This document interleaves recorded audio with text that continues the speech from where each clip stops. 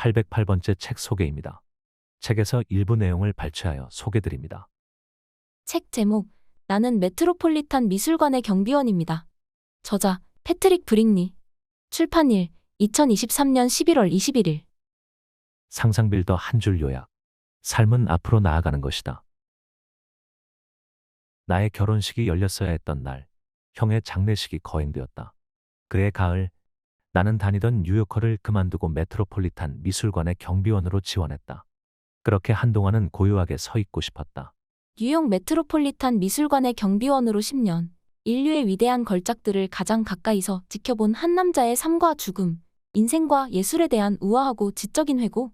나는 메트로폴리탄 미술관의 경비원입니다는 뉴욕 메트로폴리탄 미술관에서 경비원으로 근무했던 패트릭 브릭니의 독특하면서도 지적인 회고를 담은 에세이다. 가족의 죽음으로 고통 속에 웅크리고 있던 한 남자가 미술관에서 10년이라는 시간을 보내며 상실감을 극복하고 마침내 세상으로 나아갈 힘을 얻는 여정을 섬세하게 그려냈다. 선망받는 직장에서 화려한 성공을 꿈꾸며 경력을 쌓아가던 저자는 어느 날 갑자기 찾아온 가족의 죽음을 겪게 된다. 이를 계기로 삶의 의욕을 완전히 잃은 끝에 세상에서 가장 아름다운 공간에서 가장 단순한 일을 하며 스스로를 놓아두기로 결심한다. 그렇게 도피하듯 메트로폴리탄 미술관의 경비원이 된 브릭니는 매일 다른 전시실에서 최소 8시간씩 조용히 서서 경이로운 예술 작품들을 지켜보는 특권을 누리게 된다. 거장들의 혼이 담긴 그림과 조각부터 고대 이집트 건축물에 이르기까지 인류의 위대한 걸작들과 오롯이 교감하고 푸른 제복 아래 저마다의 사연을 지닌 동료 경비원들과 연대하는 동안 서서히 삶과 죽음, 일상과 예술의 의미를 하나씩 발견해 나가며 멈췄던 인생의 걸음을 다시 내딛기 시작한다. 저자의 첫 번째 저서인 이 책은 영미권 유수 언론으로부터 잊을 수 없을 만큼 눈부시게 아름다운 이야기, 슬픔까지도 포용하는 삶에 대한 빛나는 서사라는 극찬을 받으며 40주 연속 아마존 베스트셀러에 올랐다. 상실의 아픔 속에서 길어올린 삶과 예술의 의미, 그리고 다시 앞으로 나아갈 용기를 들려주는 저자의 내밀한 고백은 예기치 못한 인생의 소용돌이 앞에서 발걸음을 멈춰버린 이들, 소란한 세상에 지쳐 완벽한 고독을 꿈꾸는 이들에게 잔잔하지만 묵직한 사색의 시간을 선사한다. 저자 소개. 저자, 패트릭 브릭니. 영미 작가. 대학 졸업 후 뉴요커에 4년간 몸담았다. 엠파이어 스테이트 빌딩이 보이는 뉴욕 한복판에서 성공을 꿈꾸며 치열하게 커리어를 쌓아가던 어느 날 각별한 사이였던 형이 갑자기 암 투병 끝에 세상을 떠나는 비극을 겪는다. 2008년 가을 다니던 직장을 그만두고 세계 3대 미술관이라 불리는 뉴욕 메트로폴리탄 미술관의 경비원이 되어 그곳에 있는 300만 점의 예술 작품을 지키게 된다. 2018년 10년간 근무했던 메트로폴리탄 미술관을 떠나 뉴욕 도보 여행 가이드로 일하며 미술관에서 보낸 시간을 회고한 나는 메트로폴리탄 미술관의 경비원입니다. All the Beauty in the World를 집필했다. 책에서 얻은 내용. 세상을 살아갈 힘을 잃어버렸을 때 나는 내가 아는 가장 아름다운 곳에 숨기로 했다. 상실의 고통으로 삶이 무너진 순간 가장 경이로운 세계로 숨어버린 한 남자의 이야기. 우리는 때때로 인생이 계획한 대로 흘러가고 있다고, 얼마든지 삶을 원하는 방향대로 끌고 갈 수 있다고 착각하곤 한다. 야심만만한 젊은이였던 패트릭 브릭니도 그랬다. 대학 졸업 후 선망받는 뉴요커에 입사해 엠파이어 스테이트 빌딩이 보이는 고층 사무실에서 사회생활을 시작한 그는 자신의 인생이 그대로 수직 상승해 언젠가는 빅 리그로 올라가리라 여겼다. 화려한 성공을 꿈꾸며 경력을 쌓아가던 어느 날, 누구보다 똑똑하고 배려심 깊던 형 톰이 젊은 나이에 시한부 암 진단을 받고 세상을 떠난다. 의지했던 형이 투병과 죽음을 겪으며 브릭니는 더 이상 앞으로 나아가기 위해 애를 쓰고 꾸역꾸역 긁고 밀치고 매달려야 하는 그 어떠한 일도 할 수 없을 만큼 모든 삶의 의욕을 잃어버린다.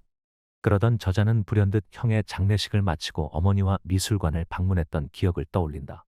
침묵 속에서 아름다운 것들에 둘러싸여 슬픔과 달콤함이 허용되는 미술관.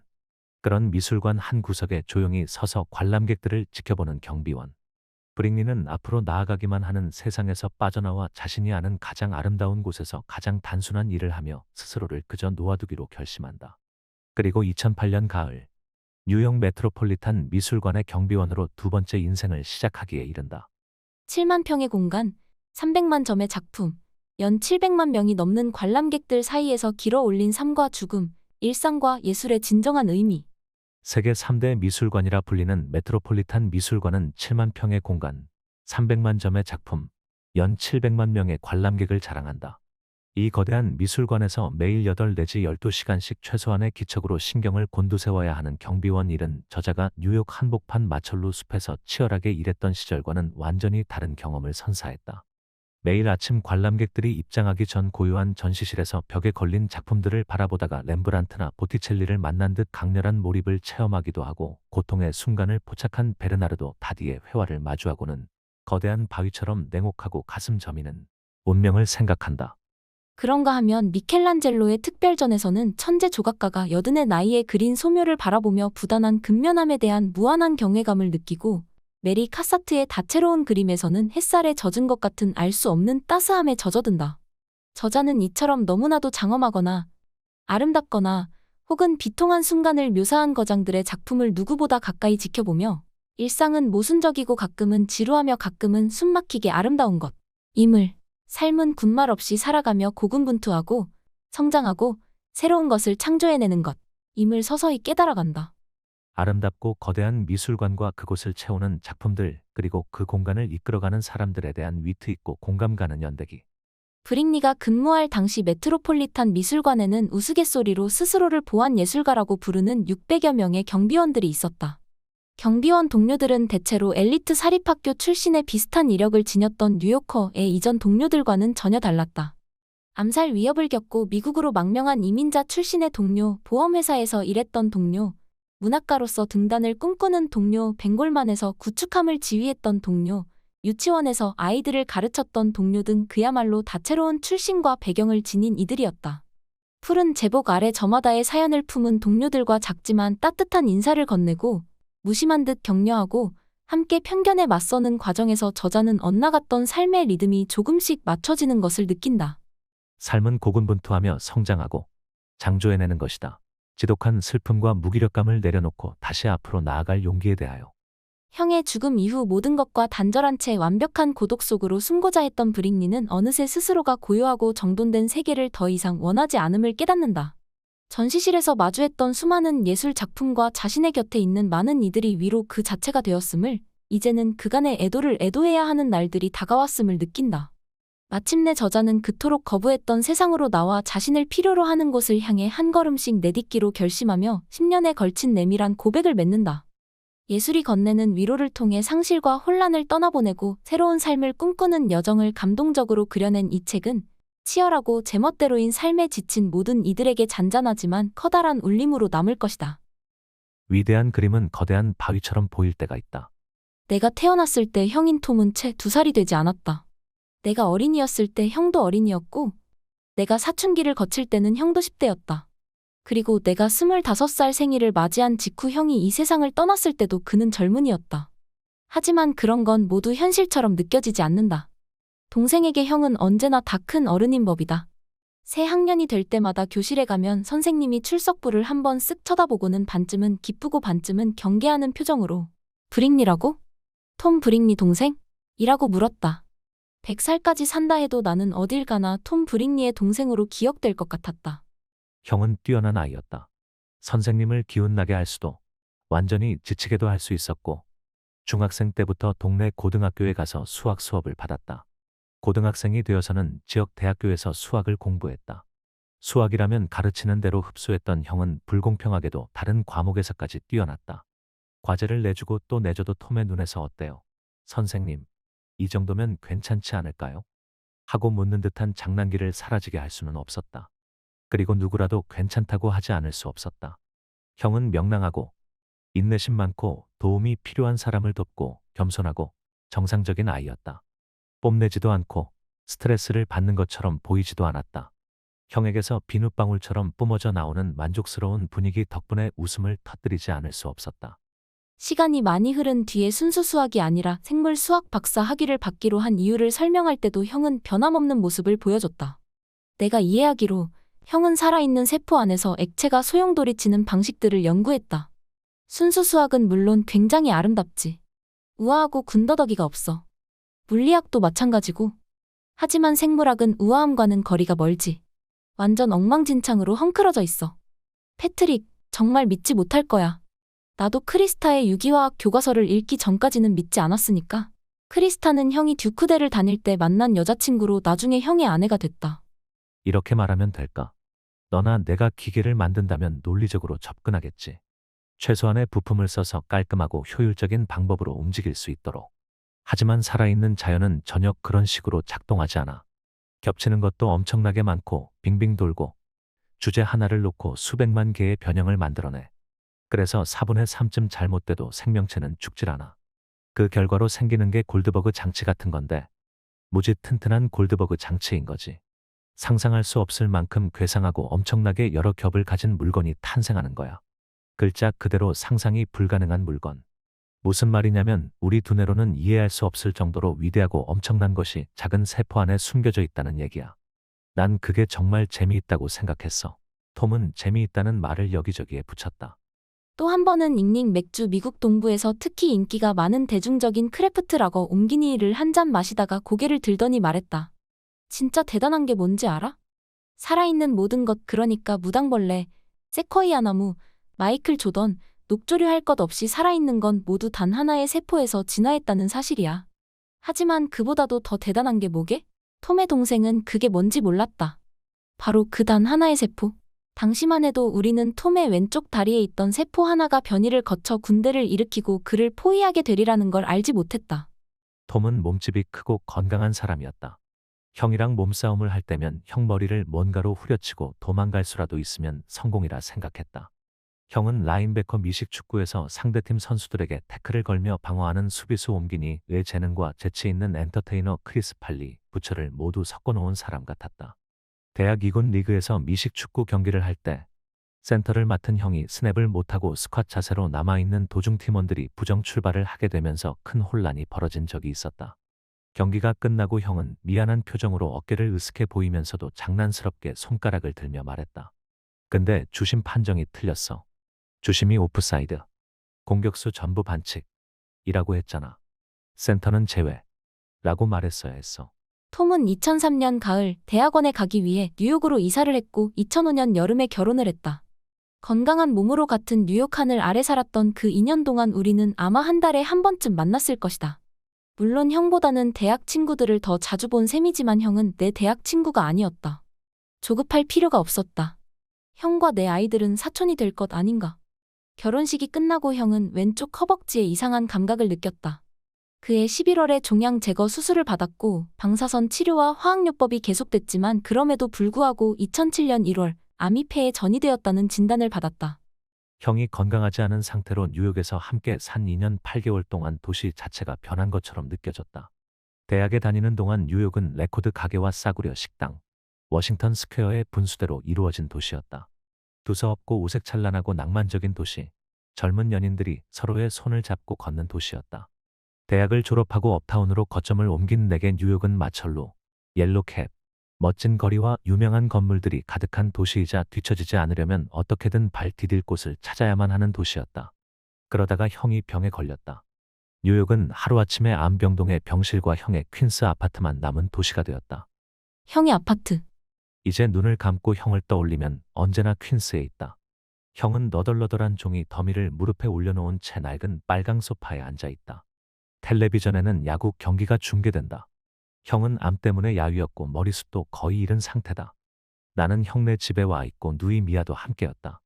어머니와 아버지도 와 계셨지만 저녁이 되면서 이제는 익숙해진 호텔방으로 돌아간 후다.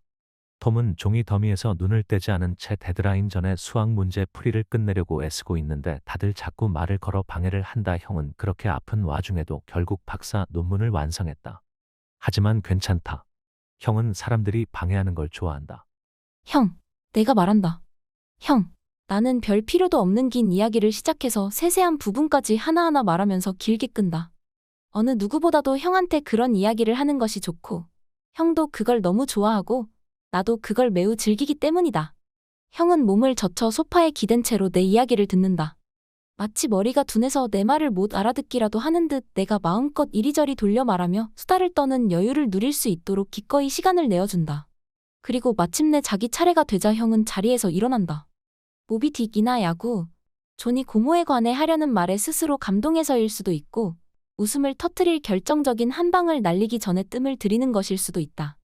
그러고는 다시 앉아 꽁무니를 잘근잘근 씹어놓은 펜으로 수필가처럼 능숙하게 뭔가를 써 내려간다. 하지만 형이 써 내려가는 것은 영어 문장이 아니라 그리스 문자다. 페이지를 넘기며 계속 이어지는 수학 기호들, 등호가 들어간 일종의 일리아스라고 할 수도 있겠다. 그게 그 아파트에서 형의 모습이었다. 병을 앓고 있지만 그 상황에 익숙해져서 생기는 평화로움에 우리도 젖어 있었다. 그래서 어느 날 오후 매우 당황한 크리스타 형수의 전화를 받고 놀랄 수밖에 없었다. 형의 상태가 급속도로 이유를 알 수 없이 나빠지고 있었던 것이다. 내가 어떻게든 도와볼 요량으로 달려갔을 때 형은 겁에 질려 있었다. 신경과로 데려가세요. 형의 주치의가 전화로 말했다. 지금 가세요. 진료 예약 같은 건 걱정 마시고. 차에 태워서 지금. 나는 형의 왼팔을 내 어깨에 둘러 부축하면서 택시가 오기를 기다렸다. 그래서 패트릭, 형이 속삭였다. 잘 지냈어? 우리는 둘 다 웃음을 터뜨렸다. 현대의 순환극이 펼쳐지는 칙칙한 병원 대기실에서 나는 형에게 게토레이 한 병을 건넸다. 형은 자기가 뚜껑을 열 힘이 없다는 사실을 깨닫고는 잉크 묻은 왼손으로 주먹을 쥐고 병뚜껑을 계속해서 내리쳤다. 이렇게 말하면 믿어지지 않겠지만 형이 무너지는 모습을 목격한 것은 그때뿐이었다.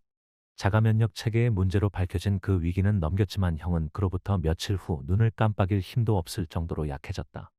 이봐, 형. 언젠가 내가 이렇게 물었다. 왜 이런 일이 벌어졌을까? 이런 일이라는 건 암을 뜻했다. 형이 고개를 갸우뚱했다. 모를 일이지.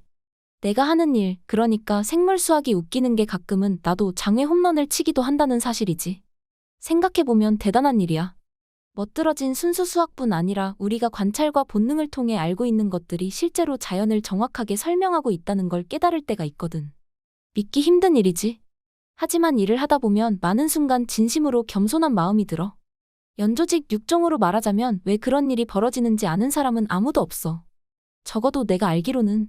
형은 호기심 어린 표정으로 자기 다리를 바라봤다. 그런 일이 벌어지게 만들긴 하겠지. 자가 면역 질환으로 위기가 극에 달하자 형은 우리를 한 사람씩 차례로 자기 방으로 불러 작별 인사를 했다. 방에서 나온 후 이미 부서질 대로 부서져 더 이상 부서질 수도 없게 된 심장을 부여잡고 나는 의료 정보가 담긴 소책자 뒤에 이렇게 갈겼었다. 이제 곧 말을 못하게 될 거야. 하지만 행복해. 여러 가지로 운이 좋았지. 가족, 크리스탈을 잘 돌봐줘. 수학을 끝내지 못한 건 후회가 돼. 포기하지는 않을 거야. 넌 걱정 안 해. 훌륭한 녀석. 사랑해. 나도 괜찮은 사람으로 산 것 같아. 잠들었는데 그 사이에 누가 비디오를 대여점에 돌려줘 버렸어. 누구나 고통을 겪지. 내 차례야. 누구나 죽어. 내 차례고. 고통을 피하는 약을 먹고 싶기도 하고 먹고 싶지 않기도 해. 죽는 건 상관없어. 다만 고통을 겪고 싶진 않아. 모두들 늙어가는 걸 보고 싶은데. 크리스탈을 행복하게 해줘. 행복한 추억이 많아. 너랑 이야기한 것도 좋은 추억이야. 영화를 보다 잠이 들었는데 다 끝내지 않은 비디오를 누군가가 돌려줘버린 느낌이야. 다행히 우리는 그 후로 형과 1년을 더 보낼 수 있었다. 병원.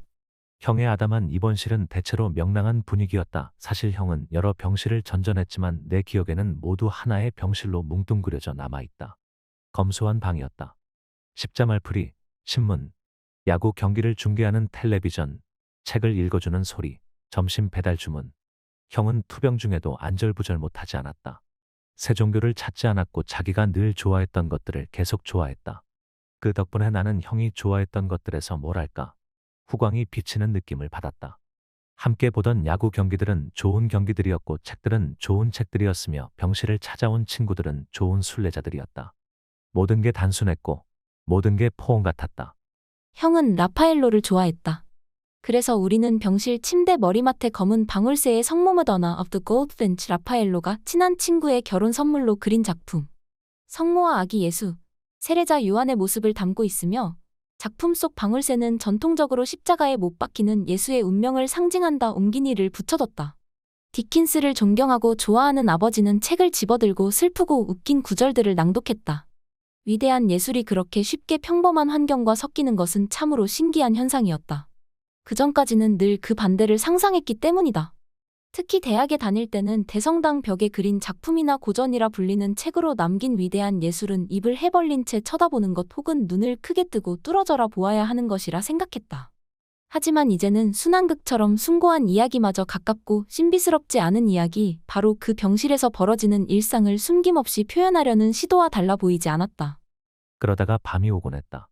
형이 많이 아플 때는 대부분 크리스타 형수가 함께 밤을 보냈지만 그러지 않을 때에도 누군가가 병실을 지켰다. 형이 자는 동안 우리는 소리를 죽인 채 텔레비전을 보곤 했는데 그럴 때면 방에 믿을 수 없는 정적이 흘렀다. 사실 방 안에 어떤 것도 믿기 힘든 건 마찬가지였다. 형만 해도 그렇다. 친근하고 익숙한 형. 한때는 거대하고 활기 넘치던 몸에 형이 있었지만 이제 온화하고 우아한 몸을 가진 형이 있다. 얼마나 아름다운가.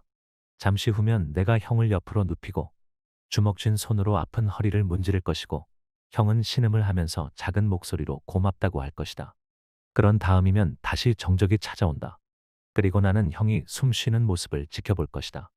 그날도 그런 순간 중 하나였다. 동이 트기 시작하는 새벽녘이었을 것이다. 나와 함께 형의 침대 옆에 앉아있던 어머니는 모든 것을 마치 처음인 것처럼 바라봤다. 어머니는 잠이 든 아들을 보고, 나를 보고, 새벽빛을 보고, 아픈 몸을 보고, 그 끔찍함을 보고, 그 우아함을 보았다. 우리 좀 봐. 어머니가 말했다. 봐. 지금 우리가 바로 옛 거장들이 그렸던 그런 그림이잖아. 몇 달 후, 우리는 필라델피아에 사는 어머니의 네 형제자매를 찾아갔다. 26살짜리 아들을 땅에 묻은 후에 자신의 형제자매 그리고 그들의 자녀들과 이야기하는 것이 얼마나 위로가 되는지 혹은 되지 않는지 또 얼마나 어려운 일일지 짐작이 갈 것이다. 시간을 보내다가 어머니가 좀 더 단순하고 조용한 곳으로 가자고 제안했고 우리 두 사람은 자리에서 슬쩍 빠져나왔다. 차 창문 밖으로 평범한 도시의 삶이 흘러가고 있었다. 거리는 조깅하는 사람, 개를 데리고 산책하는 사람을 비롯해서 누군가에게 하늘이 무너지는 듯한 일이 벌어졌다고 한들 세상이 멈추는 일은 없으리라는 증거들로 넘쳐났다. 우리는 벤 프랭클린 파크웨이를 벗어나 미술관 앞에 차를 세웠다. 내 기억 속에 그 미술관은 쥐 죽은 듯 고요해서 조각상들이 방금 누군가가 던진 마법에 걸린 듯 보였다. 너무 조용해서 걸음을 옮길 때마다 창백한 색깔의 돌바닥에 울리는 우리의 발자국 소리가 들렸다. 우리는 계단을 올라 금색의 다이애나 뉴욕 메디슨 스퀘어 가든타워 꼭대기를 장식하기 위해 제작되었다. 현재 필라델피아 미술관이 소장 중인 이 동상은 디자인 수정을 거쳐 두 번째로 제작한 작품이다. 첫 번째 작품은 1894년 화재로 소실되었다 옮기니 동상 쪽으로 향했다. 한쪽 발 아래의 구에 모든 무게를 영원히 싣고 끊임없이 활시위를 당기고 있는 모습이다. 우리의 이 순례길을 이끌던 어머니는 빛바랜 테피스트리와 조명을 받고 있는 필사본들을 지나 옛 거장들의 회화 작품들이 있는 곳으로 갔다. 그곳은 스테인드 글라스 창문들과 돌로 된 세레반 그리고 모린 갤러어라는 이름의 필라델피아 거리 익숙하게 느낄 만한 성인들의 순환과 신의 은총을 묘사한 그림들로 교회나 수도원 분위기를 풍기는 전시실이었다. 어머니는 오래전에 가톨릭 신앙을 잃었지만 이런 광경에 대한 감정은 그대로 간직하고 있었다. 사실 전시실의 분위기는 너무도 익숙했다. 주름치마나 엄격해 보이는 수녀들 때문이 아니었다. 톰의 침대 옆을 지키던 그 몇 달간 병실에 흘렀던 분위기, 말문이 막히게 하는 수수께끼와 아름다움과 고통의 분위기가 떠올라서였다. 우리는 각자 자기만의 슬프고 밝은 그림을 찾기 위해 아무 말 없이 갈라졌다. 내가 찾은 그림은 지금으로부터 7세기 전에 알려지지 않은 이탈리아 화가가 단순하고 진솔하게 그린 보석과도 같은 패널 그림이었다. 자그마한 포플러 나무 패널에 달걀 노른자로 만든 물감인 템페라를 사용한 그림으로 갓난아기를 아는 성모 마리아가 작은 동굴 입구에 있는 장면을 묘사했다. 기쁨의 별이 머리 위에서 빛나고 현자들과 천사들이 이 광경을 목격하고 경배하기 위해 모여 있었다. 마리아는 주위의 소란이 전혀 들리지 않는 듯 구유에서 평화롭게 잠들어 있는 조용한 아기에게 시선을 고정하고 있었다. 이런 테마의 장면을 경배 애도레이션이라고 부르는데 나는 그 아름다운 단어를 마음에 품었다. 그런 순간에 생겨나는 애정 어린 숭배의 마음을 표현하기에 참 유용한 단어라는 생각이 들었다. 이런 이미지 앞에서 우리는 말문을 잃고 말랑말랑해진다. 뒤이어 강렬하고 명백하지만 일상생활의 소란 속에서는 약하게밖에 느껴지지 않던 무엇인가가 우리의 안으로 침투한다. 경배하는 대상에 대한 설명은 필요 없다. 맥락을 더하는 것은 이 수수께끼 같지 않은 수수께끼의 명백한 의미를 흐릴 뿐이다. 누구나 자고 있는 아이나 연인, 떠오르는 태양 혹은 어쩌면 성스러운 유물이나 죽은 지 오래된 이탈리아인이 곱게 그려낸 그림을 보면서 그런 느낌을 받은 적이 있을 것이다. 형이 두 손을 꼭 쥐고 용감하게 고통을 참아내는 모습을 보면서 그 느낌 말고는 다른 감정이 거의 들지 않았다. 기쁨의 별에서 특별한 종류의 선명한 빛이 나오는 듯했다. 옛 거장의 그림들에서 볼 수 있는 선명함과 같은 것이었다. 그 그림을 뒤로하고 어머니를 찾으러 초기 르네상스 전시실로 갔다. 어머니는 내가 찾은 그림보다 더 인정사정 없고 더 아름답고 심지어 더 진실되어 보이는 그림 앞에 서 있었다. 14세기에 활동한 피렌체 출신의 니콜로 디 피에트로 제리니네코 디 피에트로 제리니라는 거장이 그린 그림이었다. 특징 없는 금색 배경 앞으로 매우 아름답지만 당도라리만치 죽은 게 확실한 젊은이를 그의 어머니가 온몸으로 바치고 있는 장면이다. 마치 아들이 살아있는 것처럼 그를 껴안고 있는 어머니를 그린 이 그림은 통곡 러멘테이션 혹은 피에타 파에라고 부르는 장르에 속한다. 어머니는 늘 잘 울었다. 결혼식에서나 영화관에서나 눈물을 흘리곤 하는 사람이었지만 이번에는 달랐다. 두 손으로 얼굴을 감싼 채 어깨가 흔들리고 있었다. 나와 눈이 마주쳤을 때 그녀가 심장이 부서지는 동시에 충만해져서 그렇게 울었다는 것을 깨달았다. 그 그림이 어머니 안에 사랑을 깨워서 위안과 고통 둘 다를 가져다 주었기 때문이었다. 우리는 경배를 할 때 아름다움을 이해한다. 통곡을 할 때 삶은 고통이다라는 오래된 격언에 담긴 지혜의 의미를 깨닫는다. 위대한 그림은 거대한 바위처럼 보일 때가 있다. 말로 표현하기에는 너무 냉혹하고 직접적이며 가슴을 저미는 바위 같은 현실 말이다. 한두 시간쯤 흘렀을까. 튼튼한 바위 기반처럼 느껴지는 미술관을 떠나 그 너머에서 존재감을 뽐내며 펼쳐진 소위 현실 세계로 돌아갈 시간이었다. 부모님과 누이 미아는 비행기를 타고 시카고로 돌아갔다. 나는 암트랙 기차를 타고 새로운 고향 뉴욕으로 향했다. 내 나이 25이었다. 모든 의미에서 어디로 갈지 갈피를 잡지 못한 채로 미드타운의 분주한 행인들 틈에 섞였다. 운 좋게 얻은 전도유망한 직장이 있는 마철루의 사무실로는 더 이상 돌아가고 싶은 마음이 들지 않았다. 세상 속에서 앞으로 나아가기 위해 애를 쓰고 꾸역꾸역 긁고 밀치고 매달려야 하는 종류의 일은 할 수가 없었다. 나는 누군가를 잃었다. 거기서 더 앞으로 움직이고 싶지 않았다. 어떤 의미에서는 전혀 움직이고 싶지가 않았다. 필라델피아 미술관에서는 침묵 속에서 빙빙 돌고 서성거리고 다시 돌아가고 교감하고 눈을 들어 아름다운 것들을 보면서 슬픔과 달콤함만을 느끼는 것이 허락되었다. 지친 승객들을 가득 태우고 브루클린을 향해 달리는 지하철의 흔들림에 몸을 맡겼다. 그러다 한 생각이 머릿속에서 형태를 갖추기 시작했다. 오랫동안 나는 뉴욕의 훌륭한 미술관에서 일하는 사람들을 눈여겨봐왔다. 보이지 않는 사무실에서 일하는 큐레이터들이 아니라 구석마다 경계를 늦추지 않고 서 있는 경비원들 말이다. 그들 중 한 사람이 되면 어떨까? 해결책이 이렇게 간단해도 되는 것일까? 앞으로 나아가기만 하는 세상에서 빠져나가 온종일 오로지 아름답기만 한 세상에서 시간을 보낸다는 속임수가 과연 가능한 것일까? 브루클린의 5번가를 따라 걸으면서 멕시코 식당 5개를 지나 엘리베이터도 없는 건물 3층에 있는 집에 도착했다. 문에 열쇠를 넣고 돌릴 즈음에는 모든 것이 놀라울 정도로 간단하게 느껴졌다. 그렇게 2008년 가을 메트로폴리탄 미술관에서 일을 시작했다. 감사의 말. 영화 멋진 인생에서 자기 삶을 되찾은 조지가 허름하고 오래된 집으로 뛰어들어가며 메리, 메리 하고 외치는 장면이 있습니다. 너무 기쁜 나머지 그는 순간적으로 아이들도 있다는 걸 잊은 것일까요? 나도 꼭 그런 기분으로 아내 타라의 이름을 외치고 싶습니다. 타라, 타라. 당신의 사랑과 지혜와 고된 노력, 아니 모든 것이 고마워. 아버지 짐과 어머니 모리는 인생의 모든 단계에서 내가 하는 일을 응원하고 격려해 주셨습니다. 어머니, 아버지 감사합니다. 톰 형과 누이 미아는 가장 오랜 친구이자 가장 중요한 공모자들입니다. 미아 고마워. 형, 이 책의 모든 건 형을 위한 거야. 에이전트 팔리 체이스와 편집자 임원 돌란에게 큰 빚을 졌습니다. 팔리는 나 스스로 무엇을 하고 있는지 모를 때부터, 정말이지 아무것도 모를 때부터 나를 믿고 도박을 해줬습니다. 코치이자 에이전트로서 그는 직무 범위를 뛰어넘어 헌신적으로 나를 도와줬습니다. 나만큼이나 매트를 사랑하는 임원은 내가 보낸 글을 열정과 안목을 가지고 한 단어도 빠짐없이 모두 읽어줬습니다. 좋아요. 그는 항상 그렇게 시작한 다음 빨간 펜의 뚜껑을 열고 나를 몰아붙이곤 했습니다. 팔리, 임원 고마워요. 이 책을 발행하는데 한몫을 해준 사임원 슈스터 출판사의 티포라 베이치를 비롯한 모든 이들에게도 고마운 마음을 보냅니다. 뉴욕 메트로폴리탄 미술관의 경비원들에게도 큰 빚을 졌습니다. DC37 로컬 1503 소속의 형제자매들 각자의 이야기와 지혜를 들려줘서 고맙고 모두를 위해 중요한 임무를 수행해줘서 고맙습니다. 그중 친구들에게는 직접 자주 만나서 고마운 마음을 전할 겁니다. 매트의 다른 직원들에게도 감사의 마음을 보냅니다. 청소팀, 큐레이터들, 기념품점과 매점 직원들을 비롯해서 미술관이 돌아가게 하는데 각자의 임무를 다하는 수없이 많은 분들 고맙습니다. 여러분이 없으면 렘브란트도 없었을 겁니다. 일러스트레이션을 담당해준 마야 맥마호는 감성적이고 살아있는 그림을 꾸준히 그려줬습니다. 마야, 고마워요. 마야가 자신의 생일 케이크 작품을 그리도록 허락해준 에밀리 르마키스에게도 감사의 마음을 전합니다. 그녀의 홈페이지 emilyelamakis.com을 둘러볼 것을 권하고 싶습니다. 나는 여러 방면에서 도움을 주는 친구들을 가진 행운아입니다. 그들이 준 도움 중에는 이 책의 원고를 읽어주는 것도 포함되어 있습니다.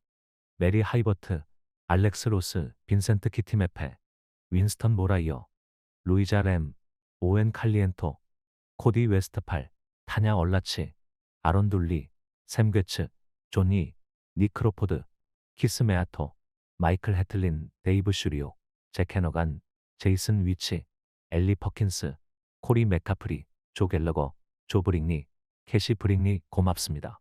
그동안 나를 가르쳐 주신 훌륭한 선생님들 중 특히 톰 오키프, 제임스 바인, 제리 샌더스, 레베카 가즈힐리, 스테이시 파이스 선생님께 감사의 마음을 전합니다. 굳이 내가 찬사를 보낼 필요도 없지만 고대에서 현대에 이르기까지 수천 명에 달하는 예술가들을 언급하지 않을 수 없습니다. 그들의 그림, 조각, 소묘, 사진, 도자기, 퀼트, 모자이크, 판화, 장식 예술 작품들은 매트를 꽉 채우고 있습니다. 결코 쉽지 않은 일이었을 테지요. 박수를 보냅니다. 브라보. 마지막으로 우리 아이들에게도 고마움을 표현하고 싶습니다. 올리버, 루이스, 너희들은 기쁨 그 자체란다. 이제 책 쓰는 작업에 더 이상 매달리지 않아도 되는 아빠로서 너희와 보낼 시간들이 기대되는구나. 사랑해. 지금까지 상상빌더였습니다. 감사합니다.